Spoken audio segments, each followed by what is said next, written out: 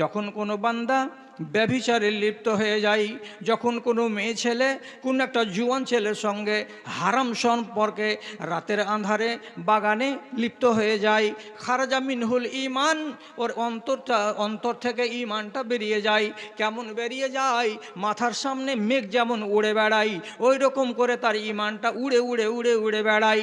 আর ওইখান থেকে আওয়াজ আসে, এই বেঈমান, এই শয়তান, যতক্ষণ পর্যন্ত হারাম কাজকে বাদ করে তওবা না করবি তোর অন্তরে ফিরে আসবো না।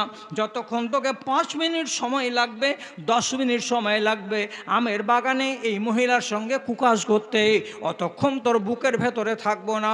কেন? যে ব্যক্তি জিনা করে তার বুকের ভেতরে ঈমান থাকে না। একটা নাফরমানি করলে ঈমান চলে যাচ্ছে, নাফরমানি থেকে সরে আসবে তো ঈমান আবার বুকে আসবে। ঈমান বলছে থাকতে পারি না এই মুসলমানের বুকে। ওই যে কেন পারো না?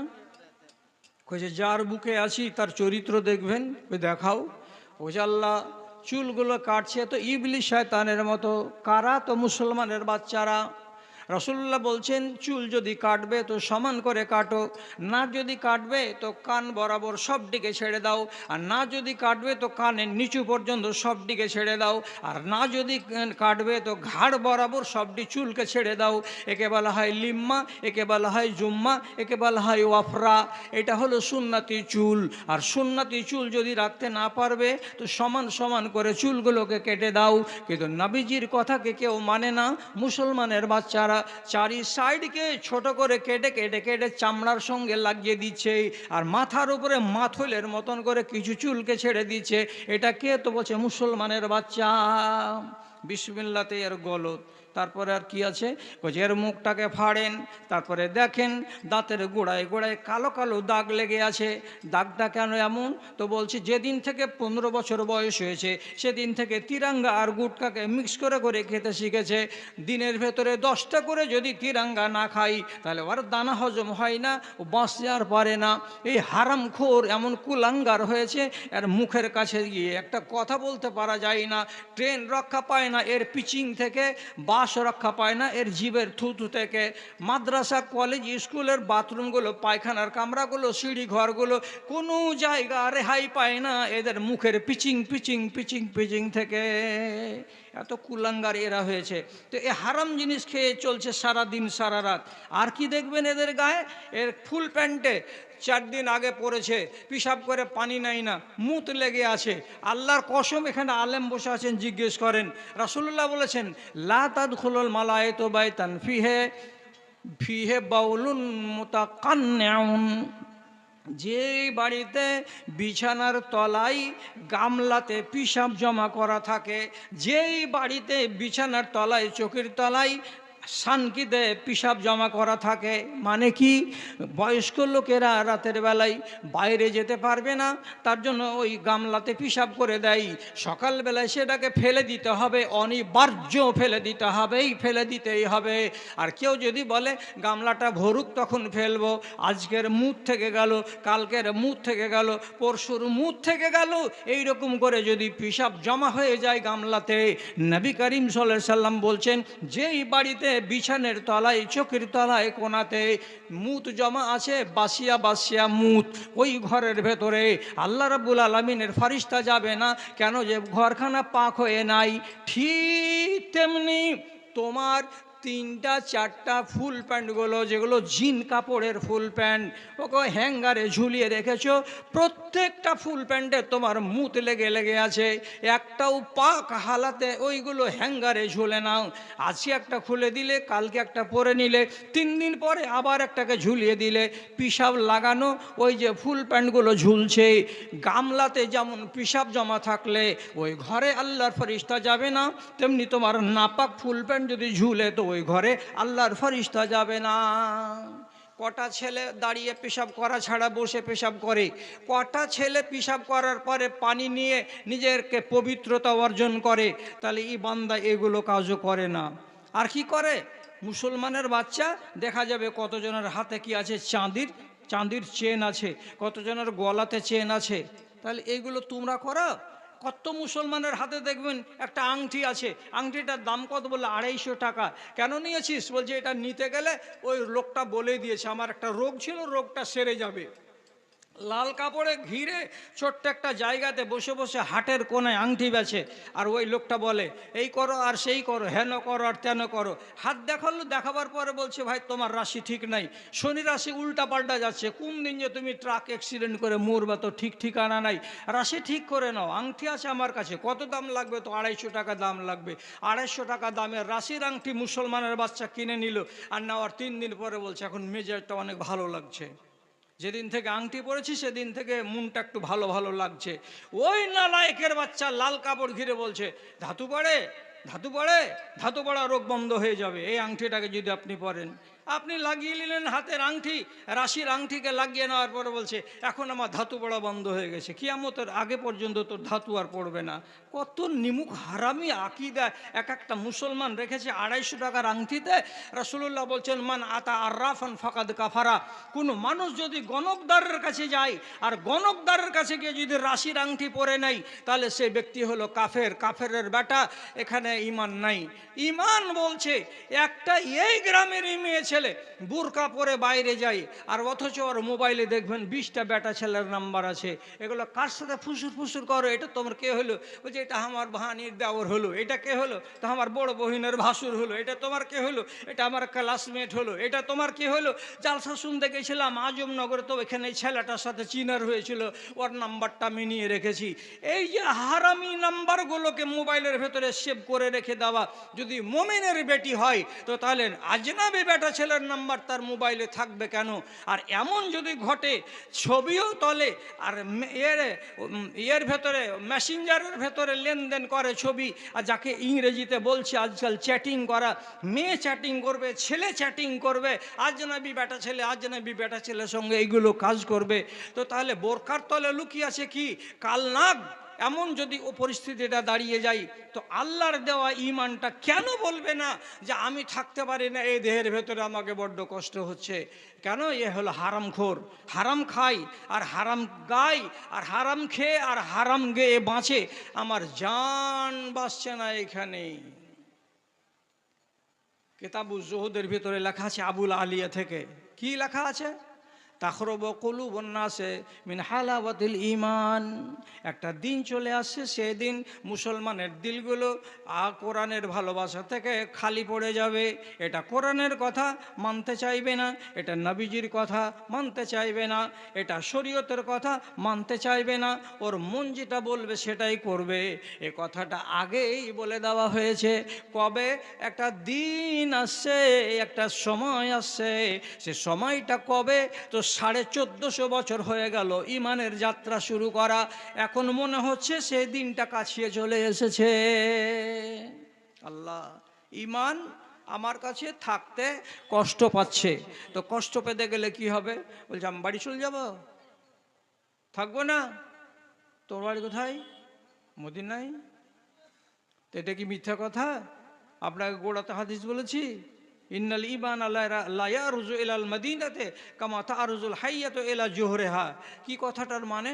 নবীজি বলছেন যখন সন্ধ্যা লাগে তখন একটা সাপ মনে মনে বলে দিনের বেলায় বের হতাম তো কোনো মানুষ ধরে ডান্ডার বাড়ি মেরে আমাকে শেষ করে দেবে, এই জন্য রাত লেগেছে, তখন পেটের জ্বালা নিবারণ করার জন্য বেরিয়েছে।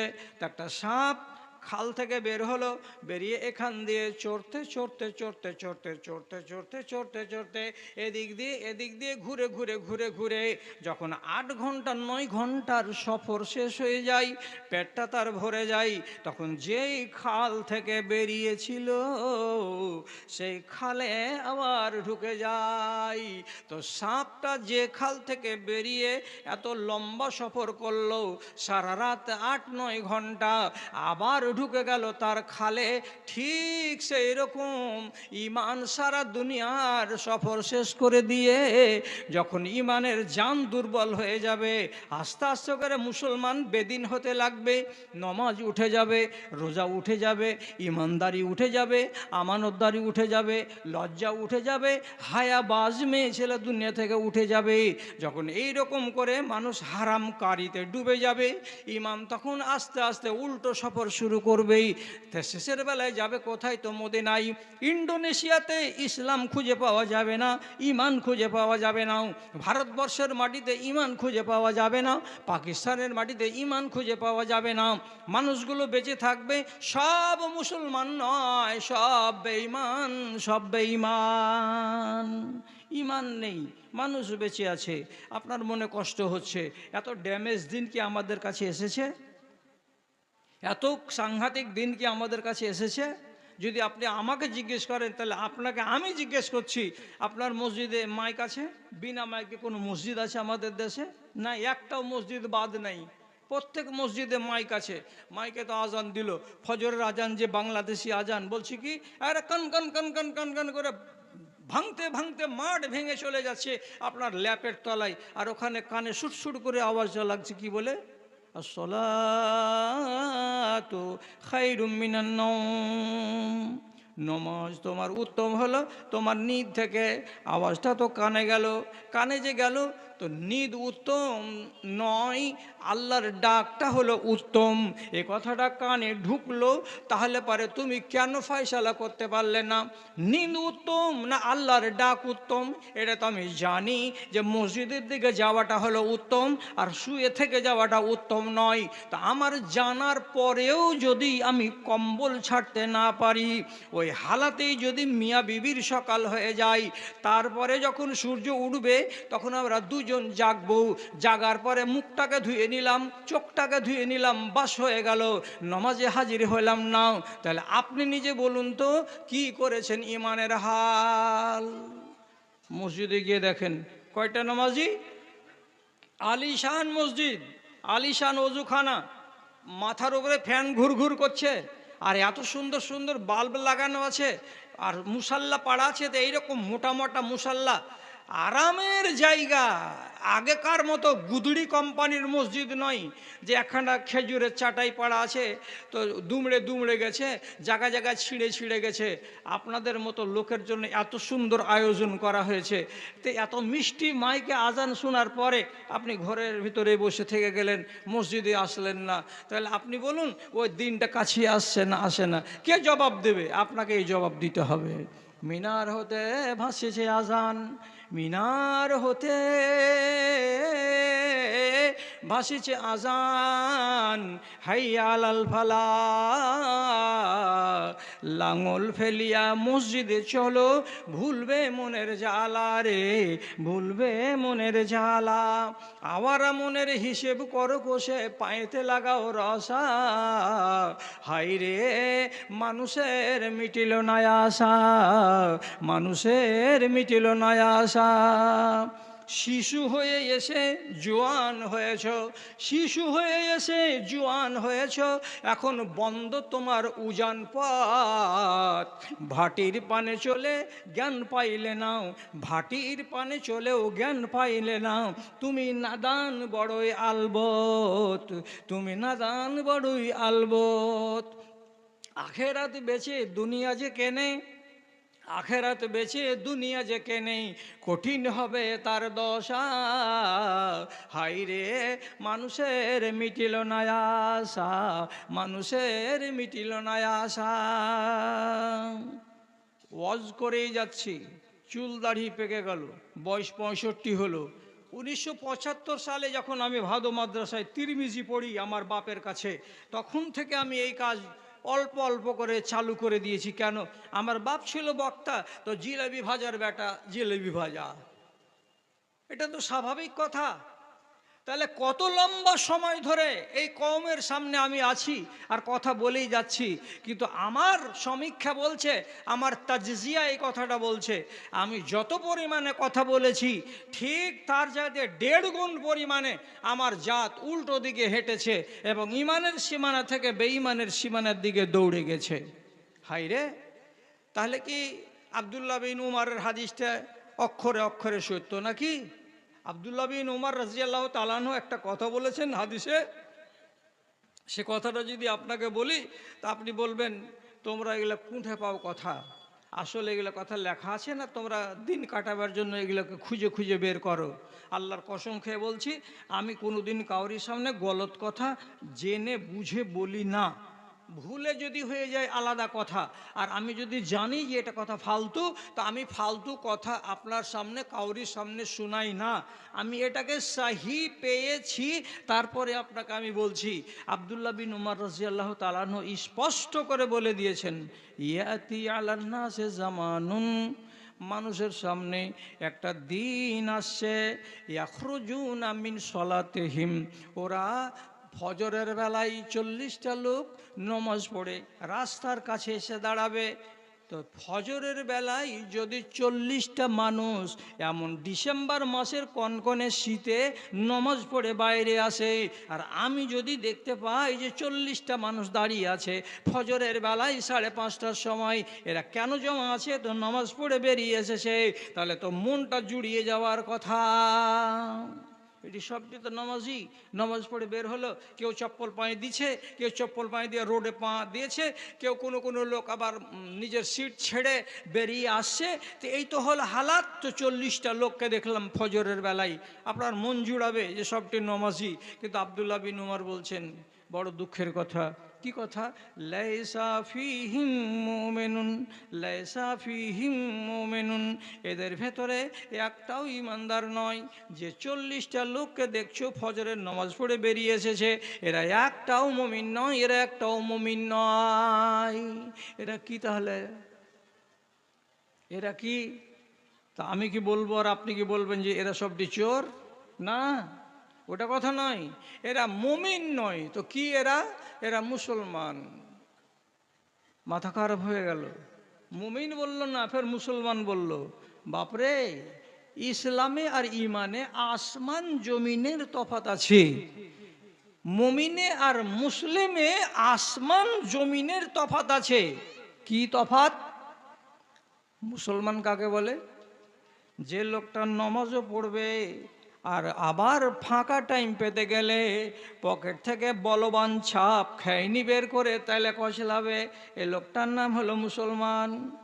যেই লোকটা রোজাও রাখবে, আর রোজা রাখার সাথে সাথে যদি কোনো জায়গায় একটা মোবাইল জালসাগাহে পাই পড়ে, সঙ্গে সঙ্গে সুইচটাকে অফ করে দিবে যাতে মোবাইলওয়ালা না পায়, এর নাম মুসলমান। একটা লোক রোজা রাখবে, নমাজও পড়বে, হজ ও জাকাত সবই করবে, ট্রেনে চলতে গিয়ে যদি একটা কোনো এমন অচেনা রমণীকে পেয়ে যাই, যে রমণীটা হয়তো ট্রেন ভুল করে দিয়ে চড়ে নিয়েছে কিংবা বিপাকে পড়ে গেছে, ওই মানুষটাকে, ওই মেয়েটাকে সুন্দর সুযোগ দিয়ে তাকে লোভ লালসা দিয়ে বাড়ি নিয়ে চলে আসবে। আসার পরে তোমার উপকার করে দেবে বলে, কিংবা স্টেশনেই তার উপকার করে দেবে বলে তার সত্যানাশ করে দেবে, আর দেওয়ার পরে তার সঙ্গে কুসম্পর্ক কায়েম করার পর তাকে আবার উল্টো একটা টেনে ধরিয়ে দেবে। একটা নমাজি মানুষ সে যদি সুযোগ পেল হারাম করার, তো হারাম করে বসে গেল, আবার নমাজের টাইমে নমাজেও হাজিরা দিয়ে দিল। এই লোকটা কে? তো লোকটা হলো মুসলমান। এই ছেলেটা 5 ওয়াক্তের নমাজ পড়ে, বিবাহের টাইম যখন এলো, বিবাহ করার যখন সময় কাছে আসলো, তখন শর্ত মেরে দিল, আমি 1,20,000 টাকা আগে যদি গুনে না পাই আমি বিয়ে করতে যাব না। মেয়ের বাবা করলো কি, বাধ্য হয়ে 1,20,000 টাকা তাকে গুনে দিল। তারপরে ছেলেটা বিয়ের বরযাত্রীর সাথে এলো, ইজাব কবুল করে বাড়ি নিয়ে গেল। এ লোকটা নমাজ পড়ে বটে, কিন্তু লোকটা মুমিন নয়। এ ছেলেটা হলো মুসলমান। এর মানে কি? যার কাছে হালালও থাকবে, যার কাছে হারামও জায়েজও থাকবে, হারামও থাকবে। যে লোকটা নমাজ রোজাও করবে, যে লোকটা হারাম কাজও করবে, যে লোকটা এই মিক্সচার হয়ে যারা জীবন কাটাবে তারা হলো মুসলমান। আর মুমিন কারা?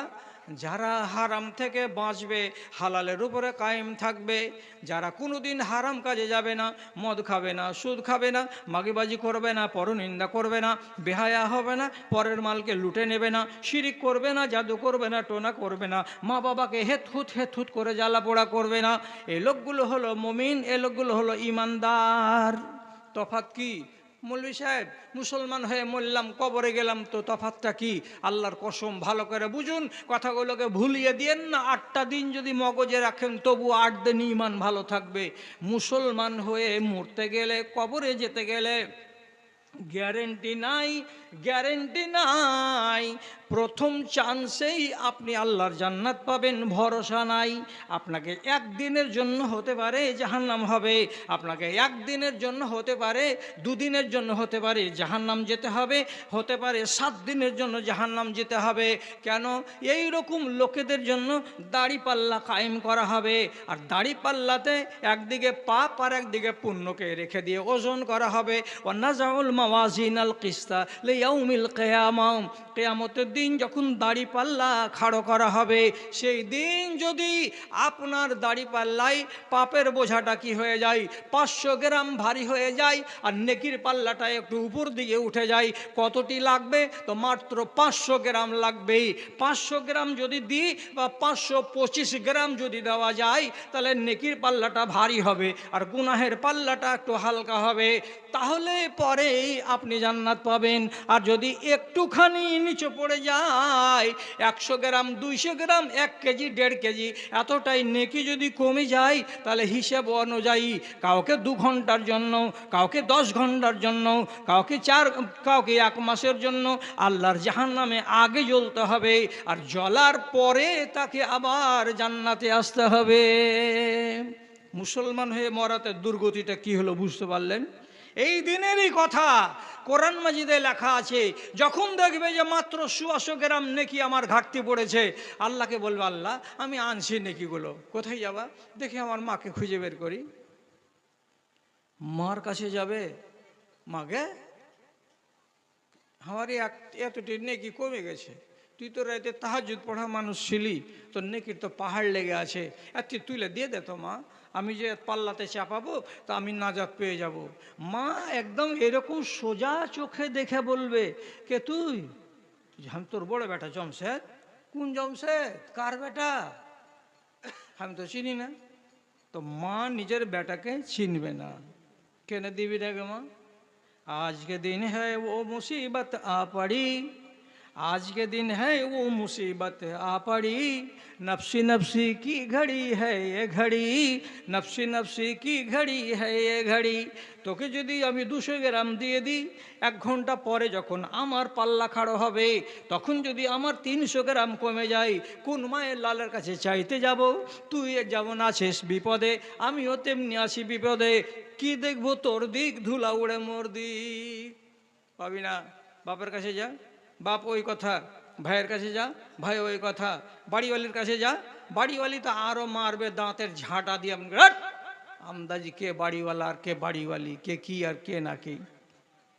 হাদিসে লেখা আছে কিয়ামতের দিন কোনো রিশতা থাকবে না, কোনো রিশতা থাকবে না। কোনো মা একবার ভুলে বলবে না, আমার বড় ছেলেকে দেখার খুব জি করছে, আমার বড় বেটা খুব খিদমত করেছিল দুনিয়াতে আমার। না, রিশতা থাকবে না। একটি মাত্র রিশতা থাকবে, কি? নবী করিম সাল্লাল্লাহু আলাইহি ওয়াসাল্লামের যেটা আলে বাইত, সেই আলে বাইতের সম্পর্কটি কায়েম থাকবে। তাছাড়া কোনো রিশতা, কোনো বংশ কিয়ামতের দিন কাজ করবে না এবং থাকবে না। এই জন্য হযরত উমর রাদিয়াল্লাহু তাআলা আনহু মরবার মাত্র 4 বছর আগে, ওয়াফি রিওয়ায়াতিন 3 বছর আগে, হযরত আলীর বেটি উম্মে কুলসুমকে বিয়ে করেছিলেন। বয়সের তফাৎ কতখানি? তো এতখানি। হযরত উমরের বয়স কাছাকাছি 56-57 বছর, 58 বছর। আর যাকে বিয়ে করেছিলেন উম্মে কুলসুম, হযরত আলীর বেটি, তার বয়স ছিল মাত্র 14 থেকে 15 বছর।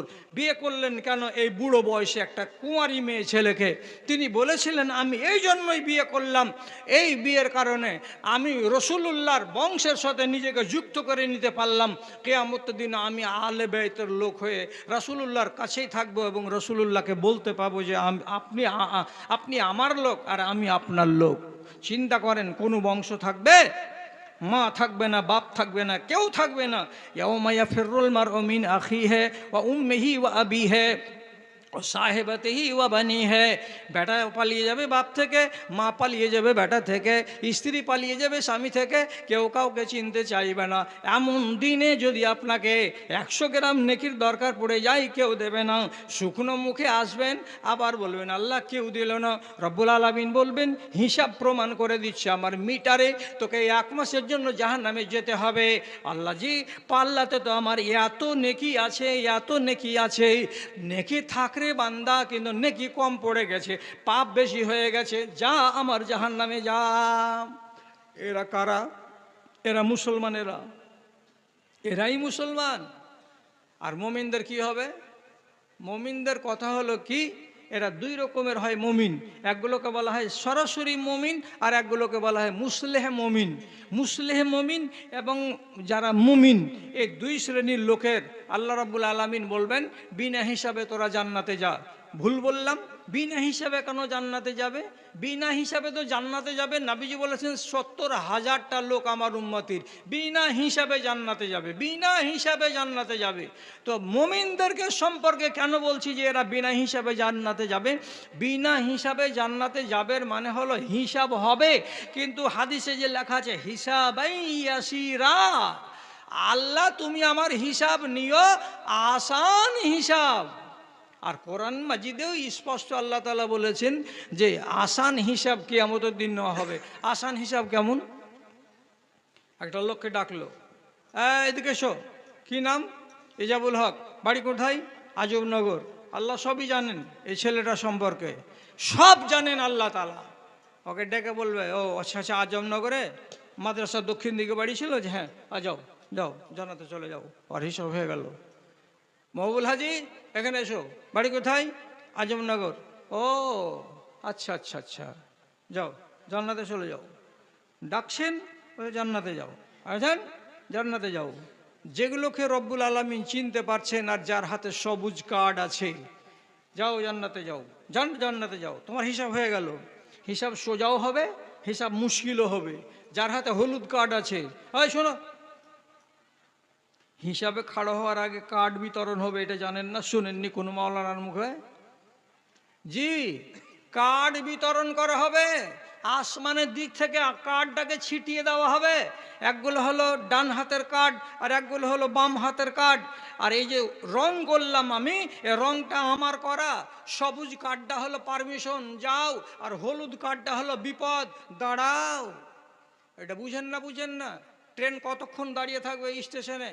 আপনি বলেন তো। যতক্ষণ পর্যন্ত ওর সামনে সবুজ সিগন্যাল না জ্বলবে, ওকে কিয়ামত পর্যন্ত দাঁড়িয়ে থাকতে হয়তো দাঁড়িয়ে থাকবে, হরগিজ যেতে পারবে না। সবুজ হলো যাও, হলুদ হলো, লাল হয়ে থাকলো দাঁড়াও। তো আপনাদের তো আগে আল্লাহ তাআলা কার্ড দিয়ে দিয়েছেন। কোরআন আল্লাহ কি বলছেন?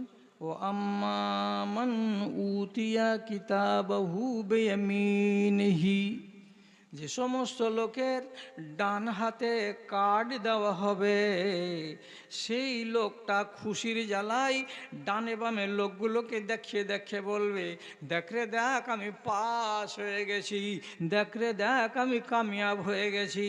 তার মানে ডান হাতের কার্ডধারী আগেই বুঝে নিবে যে আমি কামিয়াব। আর যার হাতে বাম হাতে কার্ড আসবে, লাল কার্ড, সে তখন বলবে কি, হাই বরবাদ হয়ে গেলাম, হাই বরবাদ হয়ে গেলাম। উড়তে উড়তে যখন কার্ডগুলো আসবে, আপনার হিম্মত নেই যে লাল কার্ডকে বাদ দিয়ে সবুজ কার্ডকে আপনি ধরে নেবেন। আপনার নসিবের কার্ড আপনার নামে ছাড়া হয়েছে, আপনার হাতে গিয়েই পড়বে, আর হাতেই আপনাকে ধরতে হবে। বাম হাতে লাল কার্ড নিয়ে যখন রব্বুল আলামিনের কাছে আসবেন, আল্লাহর নাম ধরে ডেকে বলবেন, নাম কি? তোর নাম বলবে মহবুল হক।